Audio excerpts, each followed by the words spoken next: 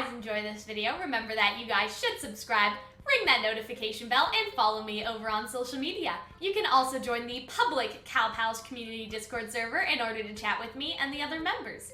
If you want to get some awesome rewards and support us directly, take a look at our Patreon. Some of these rewards include early access to all of our videos, from reactions to discussions, as well as being able to have us react or discuss whatever ship, theory, or topic that you want.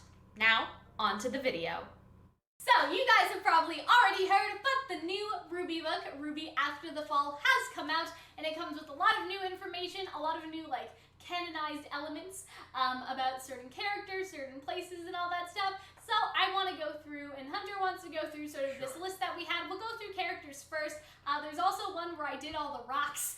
Basically every place is named after a rock, so I do sort of want to pull that one up because it has the rocks and color names. I like my rocks! rocks! Like that.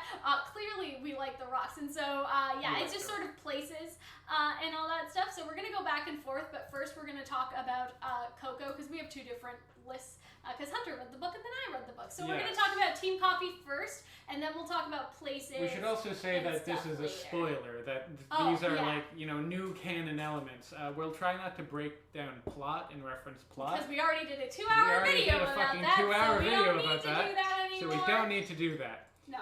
But this is just very plainly all the new things we know. So we got Coco, and as the leaks have confirmed, she real gay. Real gay. She's a disaster lesbian, and we counted how many times she said something gay, and there were 6 or 7 times in the book where she was explicitly like, this girl's cute, let me picture this girl in a uniform, let me stare at this girl, she's gay. So, we know that she's LGBT plus is what I'm trying to say. We don't know exactly yet, but it's sort of like Ilya, how Ilya was revealed to be LGBT on the spectrum of the rainbow. She sits somewhere on the rainbow. That's what's important. But she's with probably Ilya, a lesbian. they said that she was a lesbian. They confirmed it after. Yes. So at the RWBY After the Fall panel, I'm going to assume that someone's going to ask, and they'll confirm it there. Anyways, we also learned about her semblance, which I didn't realize she had one. It was hype, which makes dust she calls more. It hype. Calls it hype. Well, I mean, you name it. It's not like the doctor's and it's called hype. No, it makes dust more violet, which is good. Violet? Volatile. Volatile, and so in Grimaclips, if you guys have not... In RWBY Amity Arena, not Grimaclips, they are not in Grimaclips. Sorry about that. My brain is fried from our 2-hour discussion. Yeah. In Amity Arena, if you put Coco down and have her attack, say, a turret, the longer she hits the turret, the more damage she does to it. And so that's sort of what her semblance is. So basically, her Amity Arena power is her semblance. It's her semblance at work, you could say. We know that she hates the dark and she's claustrophobic because she got locked in a cabinet. Yes. We'll talk about that too much. Both Coco and Velvet were Vale natives growing up in the spot, and they both went to the Pharaoh's combat school. Which means there are at least 2 confirmed combat schools. I imagine that maybe there's one in the west and one in the east. That would make sense. And then maybe east is And then Vegan Pharaoh's. is at the top, judging by the map. So. Coco's weapon, that big Gatling gun, that was the best reveal in Volume 2. Jangula. Okay. Jangula. And all her clothes are designer. She made herself. She also has 2 brothers. Yeah. Older brothers. No. Mate? One's younger. Yes. Mate is the younger one. Yes. Which is an awkward name to have. We don't know if Toma's older or younger, but she specified that Ozpin in the book, she's like, Ozpin reminds me of my younger brother Mate or something like that. And so we know at least one of them's younger. I'm assuming one's older and one's younger, and she's the middle child. That would also explain her need for control, because she's the middle child. Also, never got anything she wanted. Mate would be a terrible name to have in the UK. That's my mate. Is that a color name? I guess we could look this up. At this point, they should have never done the color name thing. I guess not. They're running out of ideas. I mean, it's just who gives a 2 shit? characters are named Edward and August, but they have a last name as a color name. What do you think they just made it out? Who cares? Okay, so we got Fox. We already kind of knew he was blind, but now they actually mentioned it in canon. He uses his acute sense of hearing, his ability to sense aura of others. And Ada, which is an AI that was created by... Accessibility Dialogue Assistant, and it's created by Atlas, and it helps him get around as also fight. As well as a scroll, that can run. And it's called Cryano. It's the name, it's like Siri. Cryano is the name he gave it. Well, I guess he says Ada, Yes. So I guess Ada is the series, but the program is called Crano. I guess that's true. Or the company or whatever. I suppose so. And it's also like, I guess Yang wasn't the only one that got, I guess, or Maria. Bump from, or right? Maria, You know bump what I mean? from like, Atlas seems to be disability friendly. Yeah, I saw you got your leg cut off. Can we exchange that with an M16? Oh boy. You good with that? So yeah, so we use as Ada, and Ada also like, this man is a, like, 5 foot, I'm not using stuff from the actual book, because sort of no spoilers, but also some spoilers, like, oh, this man is a 5 foot male who is 18 years old, and like reads the weapons and all the surroundings and stuff, so he has it in his ear, basically like, telling update, him, it's also a gun. There's the floor, like, sort of all it's that good stuff. for comedy, because it's just like, it's this you imagine this very, like, mechanical AI. voice explaining, he's pulling out a knife. Yeah. Oh god. He's running towards you. He's ready in a stance, because that's He's brandishing really what a knife. He can also telepathically communicate with others, even mass audiences. Yeah, so there's one point where it's like, hello everyone, don't fucking panic. Yes. And he also can keep that communication open so Velvet and Coco and them can reply, but obviously they can't start it. Right? Like, Fox has to keep the communication open, but they can't start talking to Fox, because that's not their I can really tell that I did not proofread the script, because there's a lot of misspelled words. I know, I was just like, what the fuck, Hunter? Listen, like, it was I had to go and do something, Hunter so I was wants tapping to this be out like fast. this tutor at his university, and I'm just like, Listen. Are we sure? Listen. Are we positive? Listen. I'm just joking. Listen, Oh, I motherfucker. can tell you're embarrassed. Listen, I'm motherfucker. sorry. Oh, I'm not embarrassed. You I'm got like, this grin on your face. I'm not embarrassed. One, I get better grades than you. Two, if I put effort into this, it would look prettier. No, I know how to spell communicative. You Fox's can tell. weapons are called Sharp Retribution. They're called Sharp Retribution, and Fox was I get it that there's supposed to be an I there. I spelled retribution wrong. I can see your little condescending red mark. Fox was initially from Vacuo, an orphan to a nomadic, not omnic tribe called Kentye. Kenyeti? We don't know how. Here's one thing that I did correct. The Google Docs kept on wanting to make that Kanye. It's not like Kanye. He's not from Kanye. And his uncle is named Copper. He's also which sassy. is a color name. Fox is fucking funny in this book, and I talked about this in my other video where we did our discussion, but he is so fucking comedic, and I just love him so much. So Velvet. Yeah, Velvet. Her team gave her the nickname Vel, also call her V. Yatsuhashi calls her V. Listen, someone is. So listen, they can so share. We knew the she name has of her 2 camera hands. already, but if you guys need a reminder, it's called Ansidora. And so obviously, like, you know, she takes the pictures. Also, in her little box, I'd never noticed this before, but in the box there are like a collection of like Polaroid photos of people's weapons and that that's she why can they recreate. disappear, right? Because they're Polaroid. They're not digital. But Polaroids are physical. No, but after she uses it, it breaks. I guess it just burns. I don't know. After she uses a photo, it's gone forever, which is emotional, especially when it's like, last time I have a photo of Yang. Presumably it would be a photo of Yang's hand. So I don't know how romantic, or like, not romantic, but like, touch, you can... Sympathy is weird. Anyways, I don't have it. I'm a psychopath. Her semblance is apparently called photographic memory, which I did not catch. So allowing her to copy others' fighting styles, which is why she's able to perfectly recreate like that trailer 1 moment. And all that stuff. Trailer 1 moment where she's like flipping on her back. She uses Yatsuhashi sword at one point, and like Coco's like, this girl doesn't have a weapon. How the fuck did she have one? That's an initiation when they're not learning yet. Speaking of weapons, Yatsuhashi's weapon is named Fulcrum, and his semblance allows him to wipe people's memories, and so small memories will go away forever, like when he asked his dad for 3 len for an allowance, and then he got another 3 len because his dad forgot that he gave it to him. Yes. But strong memories will disappear temporarily and come back. So he comes from Mistral with his parents and his grandparents in his life, so we see his grandfather. The grandmother, I don't think is mentioned. She wasn't at least talking, so I don't know. She's probably fine. And his younger sister is named Hiyako. Yes. And if we look up Hiyako, I wonder what we'll get, because there's one of the towns that we'll talk about later that's actually, like, violet in Japanese. This is some Dankorama character. There was another character that was, like, I looked it up, and it was named after a Naruto character. I don't think it's called Dankorama. It's not called Dankorama? Danganronpa. Dankorama sounds like an amazing weed-related reality TV show. Let's look at the name meaning. It means sun or day or something. So I guess that's like if you were to name sun. So, okay. Yeah.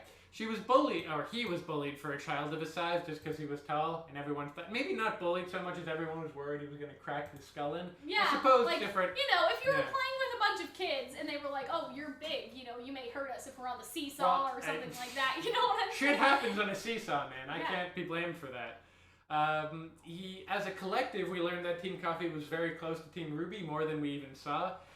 They even so much so that they even knew that Blake was a Faunus. Everybody kind of does that. As after a while, it's just like, yeah. Because Neptune, Sun knew, told Neptune blabbed, Jean knew, Pyrrha knew, all of them knew, so yeah. I guess you never see, I guess it just, they mention it, but you never see Team Juniper learning. Yeah, so Vacuo is basically the Sahara Desert mixed with a little bit of Australia, like the jackalope shit, which we'll get to later. It's very, but like there when are a couple you nomadic realize settlements, and that's what I. When you realize its history, it's like this is Africa. It's like a lot of it's desert-like. They have pyramids, Egypt. It's like the colonization. All aspect, of their shit right? got ripped and the stripped racism, of its. all of that stuff. Was stripped of its resources, which colonialism that happened. Because we had a video that we were working on about like, oh, RWBY places as real countries, and we always had that theory that it was sort of like clearly Africa because of like all that history and stuff, and then we placed other places, other ones. But yeah, to talk about the settlements, Gossan settlement is one of the first ones we hear, and it's an iron-containing secondary deposit, largely consisting of oxides, and typically yellowish or reddish in color, occurring above a deposit or a metal ore. Yeah, and so that's the first one. Feldspar is an abundant rock-forming mineral, typically occurring as colorless or pale-colored crystals consisting of aluminites of potassium. I don't think that's how you say that. Sodium and calcium. So that's one of the other ones. There's also schist, which I think I got. Kente, did I look at that? Kente is a variety of Can you read that? Polypheric phonolite or trek. Okay, motherfucker. Mixed with Y doesn't rom-shaped phenocrystal. It's a rock. It's a fucking rock. Tough was also a rock. It's rock, okay? Tough was a phosphorus rock formed by a constellation. They were like, let's of name it for ash. this place that's around. Like, its general topography. Tough is What's the ash. around our house? What's around our village? More rocks. Okay, we'll name it after rocks, I suppose. There are Faunus that have nose traits, right? We've seen ears, we've seen tails. This girl has a snout. I don't think that we've seen that before. That's cute. I was looking for something else. Okay. So yeah, there's a couple. I organized my notes. I know. Well, mine were organized by chapter. They weren't organized by thing. Schist is a coarse-grained metamorphic rock which contains layers of different minerals, which can then be split into thin, irregular plates. Sumair is in Veil. That's the one that means violet in Japanese. So now we're back to things that aren't just rocks. They're just like, wow, the flowers are so lovely. Let's name it Sumair. And then in Vacuo, they're like, rock, called it. Rocks, they're basically all rocks. And so, yeah, so they have no formal government. They live all in have nomadic these tribes. And then they break down and they sort of like come it's together. It's interesting that there are people and a place that they'll, if like this is tough, and then they'll break it down and move to a different spot and they rebuild it. And this is tough. It's wherever the people are. People of tough are. And another thing is Oscaro is one of the ones in there, and so I'm pretty sure that's also a rock. I don't think I need to look at it. It would be weird if they were like, it's a butterfly. Oh, but that's the combat school that I think Gus goes to, like the preliminary combat school, if I can try to find it. You're correct. Yeah, I can't see it in my notes. I put little like dots beside everything, but Kanokwa is a sedimentary rock that is composed either wholly or almost entirely of transported. So it's more rock. You don't have to explain mussels, okay, so invertebrates, so that's a bit less rock and more sea creatures. And then Oscaro is the Vacuo combat school, and all that stuff. So Oscaro is probably a rock. Oh, I did look that one up, but I couldn't find it. Like I couldn't find what it was supposed to mean. You really like your rocks. Yeah, rocks. So anyway, surprisingly, we don't see any of Shade. I think they're saving it to be vague. But there's a big pyramid, castle. It's a pyramid castle. Yes, we so love that. Egypt. We stand. We're so happy. Yes. Both Shade and Vacuo at large are very different from Veil. It has a less team-oriented system, preferring survival and individualism. Teams seem to compete with each other, even within the general population and in the microcosm of their team. Everyone's very cutthroat. which I guess makes sense because everything in Vacuo is trying to kill you. Yeah, and Vacuo is described as the one place in Remnant which the natural life is more dangerous than the Grim. There are mole crabs. Which are just these giant boring crabs that'll smell bad and like they're are just terrible a and menace eat for crab the meat book. or something. And there's also flatback sliders, so they're giant turtles that swim in the sand. And so there's a 100 feet tall turtle. That's it. It's the catalyst for the best line in the book, which is them's theirs is a turtle. People would camp on their shells, like it's like that SpongeBob meme that like the pioneers used to ride these babies for miles. But yeah, and but so it's a turtle. this one lived through the Great War. They're considered yes, good it's omens. ancient. They all climb on it and they go to shade on the turtle. Yes. There are new Grim, by the way, and so there is a blind worm, which is a giant worm that spits acid. There's it's like the Sarlacc or the worm from Tremors. There's Demendon, which is a venom-spitting camel Grim. Which venom-spitting If you look it up, if you look up that hilarious. word, so it's DROM. E and then Dawn. If you guys want to look it up, you can actually see the first picture on Google Images. It's like this camel that's like holding a camel giant man. sword. The Giraffe is a three-headed, short-hooved Grim. I'm assuming it's supposed to be a giraffe. I initially thought it was a dragon because I heard 3 and I didn't see the hooves, I suppose. Yeah, and so the jackalope is, if you guys don't know what a jackalope is, because we had an antelope-jackalope discussion earlier, rabbits with horns are jackalopes. Which, why the fuck would you give rabbits horns, Australia? I don't know, why it's are you doing weird. that? It's not real. It's like the Loch Ness Monster. What? They're not real. What? They're, someone in the but Discord it was a server told me photograph. that jackalopes aren't real. Was that a fake photograph? Yeah, so jackalopes is Mythical a mythical animal? It just looked very realistic. That looked so... There was a really realistic looking photo. Wait. That wasn't it. Oh, okay, so I guess they have a disease which gives them like little bumps that makes it look like they have? Yeah, so we had a really realistic picture or something, but no, they're fake. They're not real. They're like Loch Ness I thought it was Monster a big type deer Grim, but no, it's a giant like, rabbit. Hunter wrote down that it was a deer, and I'm like, that's not, like, jackalopes aren't that. Like, I have a vague understanding of what jackalopes are, and I was like, Hunter, do you mean an antelope? Anyway, it was really funny. The weather will also kill you, because there are dust storms and they have mist names storms for that them. roll off the ocean that'll blind you. They have nifty names for like killer things, like sudden doom is what they call giant sinkholes that swallow whole towns. Killing, spoiler alert, I suppose. There are wasting winds, which are just massive sandstorms. I mean, we already made a spoiler alert. Basically, the touring board of Vacuo has its like task set out in front of them. Yeah, because how would you... It'd be like, come to... There's also, like, they call heat stroke something, like Mistress Kiss or something. Oopsie doopsies. You know, something like that. Yes. There's a lot of flashbacks. Yes. We knew that Velvet and Coco knew, like, she knew of Coco in combat school, but... and her lady-killing ways. Yeah, her gay ways, basically.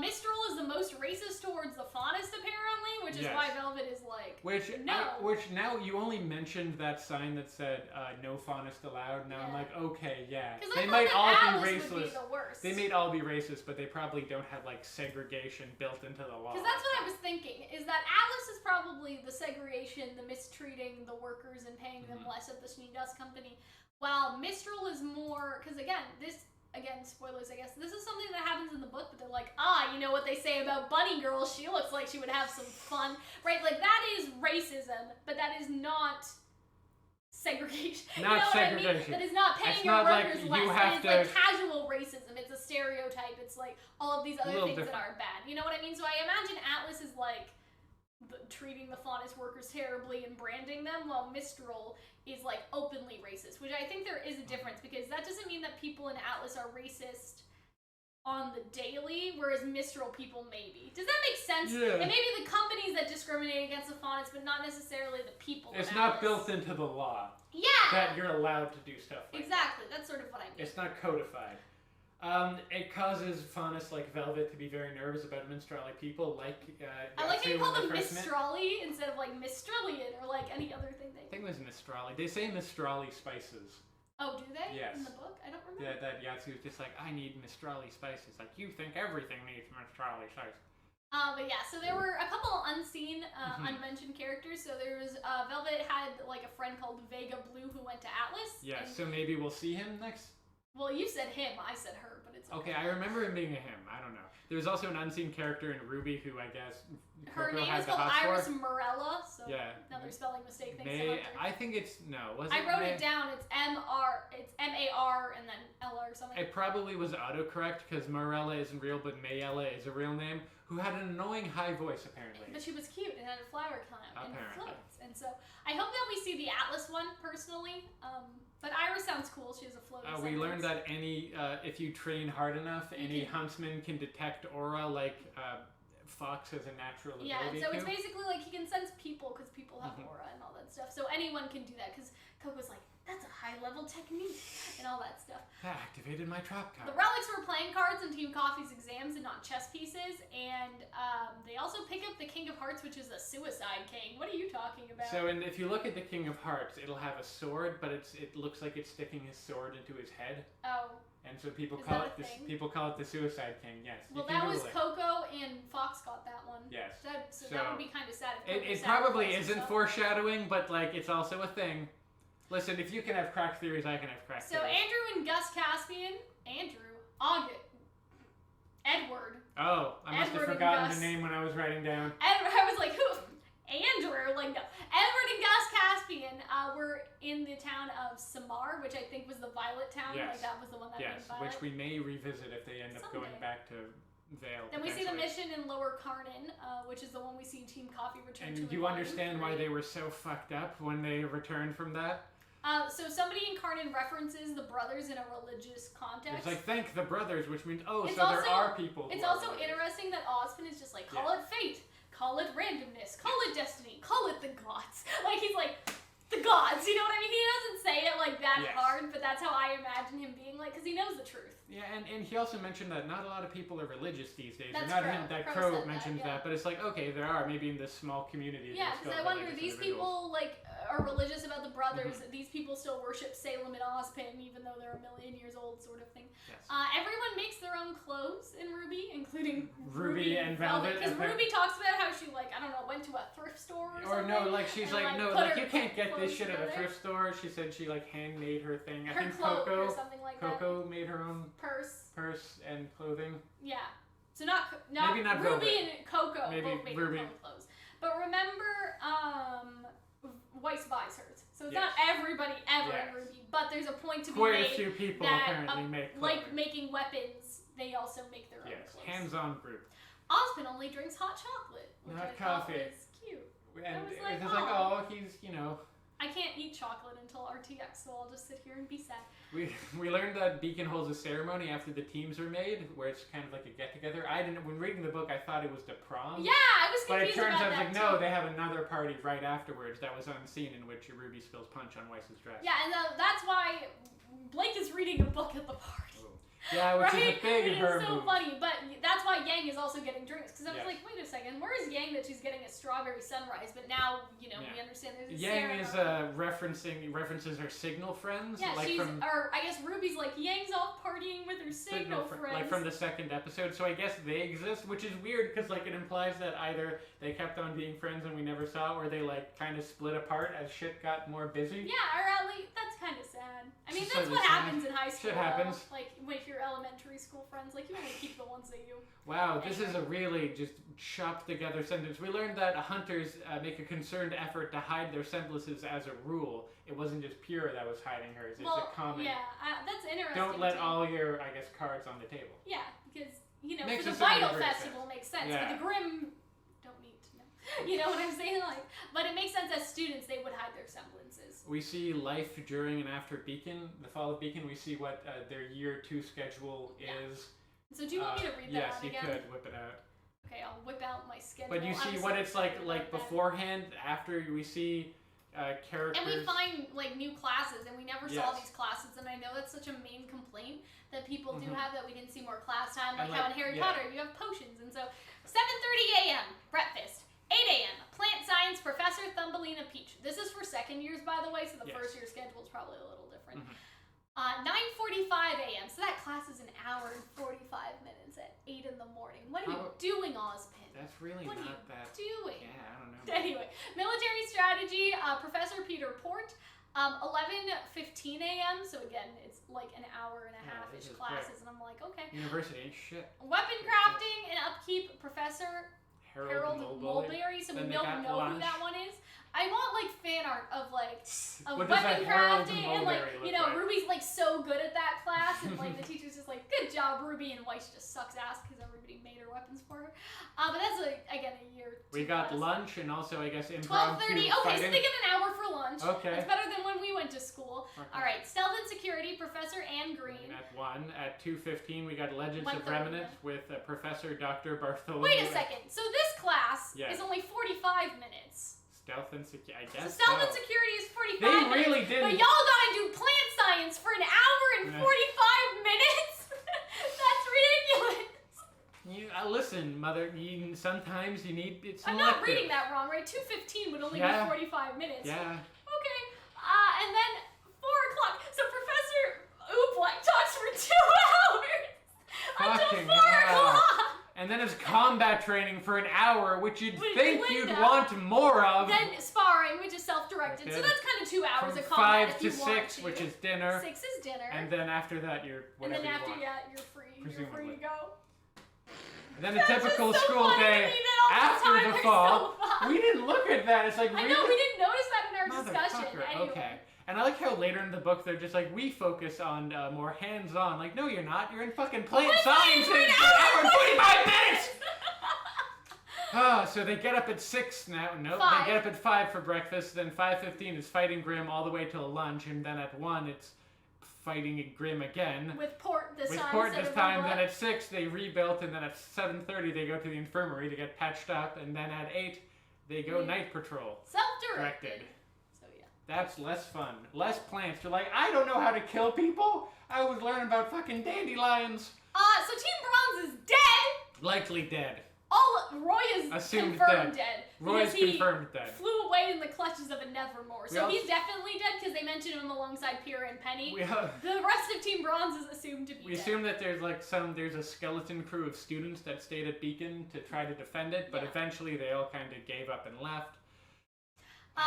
So Glinda's the temporary headmistress of Beacon after Ozpin's death, and she's likely still there so we might meet up with her where I can finally grace my role, which I was born to play. So that's basically everything new. Like, obviously, Carmen, Bersalak, August, Gus, they're all new characters, but we actually want to do a separate video about Carmen and Bersalak together, and, like, it's not that big of a deal. Like, these canon elements are in relation to the world, and also stuff with Coco, like Slate we'll probably never see again, so sorry, she doesn't need a whole big thing in this video. But yeah, I hope you guys enjoyed, I hope you guys had fun, and we will see you later.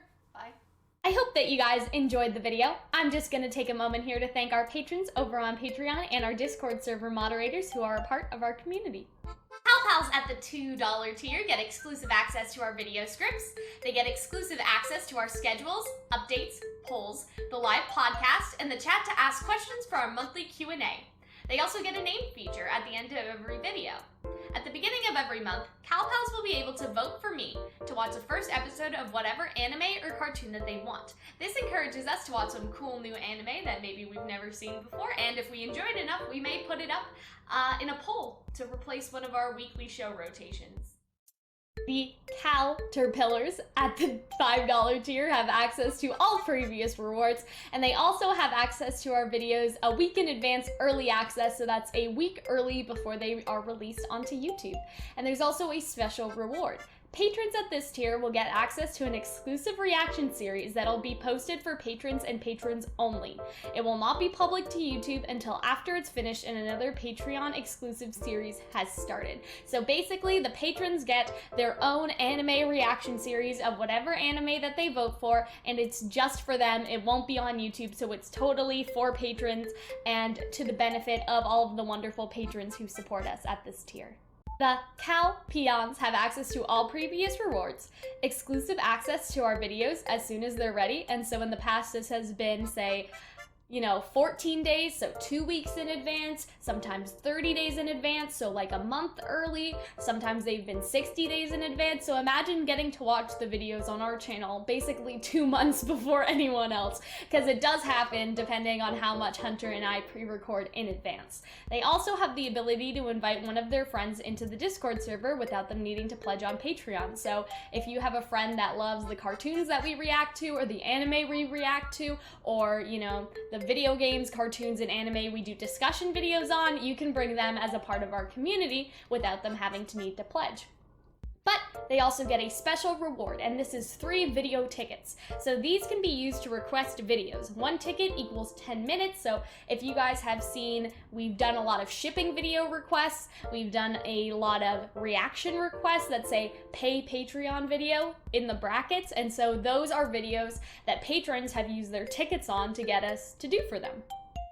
The Calzones have access to the Calzone, which is a special reward for this tier that I'll explain in a moment, but they get access to all previous rewards. They get 6 video tickets, which would be long enough for, say, 2 anime episode reactions, or 6 10-minute videos, so 6 shipping videos, for example, 6 discussion videos if they're all 10 minutes long, and they also have the ability to invite 2 of their friends into the Discord server without them needing to pledge on Patreon. And they will also get access to the VIP chat since they are a VIP, and so that is where the Calzone comes in. The Calzone is our VIP text chat on Discord. We also do a monthly VIP-only voice call. Let's just take a small break here to thank the moderators on my Discord server. So they obviously help out a lot with moderating and setting up events for the community and just being, generally good parts of the community to have around. So I just wanted to include this little bit in between all the patrons to just sort of thank them for their work, thank them for helping out in my community, and all that sort of stuff. The Caltalists have access to all previous rewards, 15 video tickets, the ability to add me as a friend on Discord so I can go ahead and make a private group chat with them so they have direct private access to us, the ability to invite 3 of their friends onto the Discord server without them needing to pledge on Patreon. Those friends will also get access to the VIP chat as well, and their special reward is auto-hosting their live streams on my Twitch and being able to promote their videos in the Discord server. The Catastrophes have access to all previous rewards, 30 video tickets, access to my private Instagram, Snapchat, and a private group with just Hunter and I. They have the ability to invite 5 of their friends into the Discord server without them needing to pledge over on Patreon, and those friends will also get access to the VIP chat, since at the $100 tier you are of course a VIP. For the special reward, we would make videos and collaborate together, so we could write the script together, record the lines together, edit and post the video on my channel. They would be sort of credited, and all of their links would be posted in the description and all of that normal stuff that you would expect from a collaboration like this. But obviously it is a very special project because it would be, from a patron, it would be sort of a community project, and that's why it's one of my favorite special rewards.